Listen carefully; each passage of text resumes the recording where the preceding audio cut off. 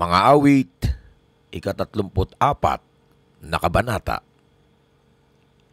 Sa lahat ng pagkakataon, si Yahweh ay aking pupurihin. Pagpupuri ko sa Kanya'y hindi ko papatigilin.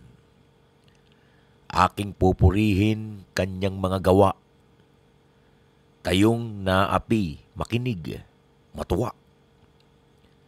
Ang kadakilaan niya ay ihayag, at ang ngalan niya ay purihin ng lahat. Ang aking dalangi, dininig ng Diyos. Inalis niya sa akin ang lahat kong takot. Nagalak ang aping umasa sa Kanya, pagkat di nabigo ang pag-asa nila. Tumatawag sa Diyos ang walang pag-asa. Sila'y iniligtas sa hirap at dusa. Anghel ang siyang bantay sa may takot sa Diyos. Sa mga panganib, sila'y kinukupkup. Tingnan mo at lasapin ang kabutihan ni Yahweh.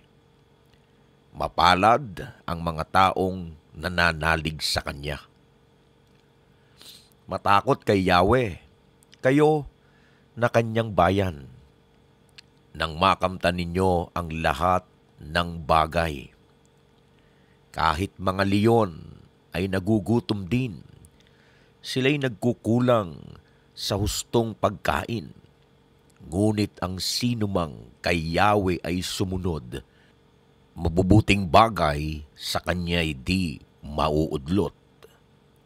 Lapit, ako'y dinggin, mga kaibigan, at kayo ngayoy aking tuturuan na si Yahweh ay dapat sundit, igalang. Sinong may gusto ng mahabang buhay? Sinong may nais ng masaganang buhay? Dila mo'y pigilan sa paghabi ng kasamaan. Mabuti ang gawit, masamay layuan. Pagsikapang kamtin ang kapayapaan.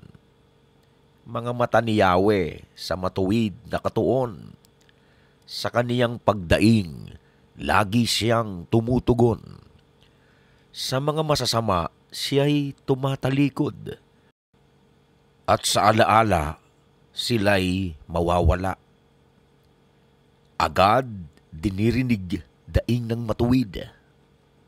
Inililigtas sila sa mga panganib. Tinutulungan niya mga nagdurusa at di binibigo ang walang pag-asa. Ang taong matuwid may suliranin man, sa tulong ni Yahweh agad maiibsan.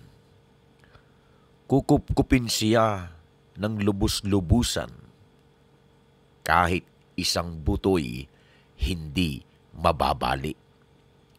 Ngunit ang masama ay kasamaan din. Sa taglay na buhay ang siyang kikitil. Mga lingkod niya'y Kanyang ililigtas. Sa nagpapasakop, siya ang mag-iingat. Mga awit, ika-34 na kabanata. Si Jesus ang Panginoon ng Ras Al Khaimah. Si Jesus ang Panginoon ng Al Quwain.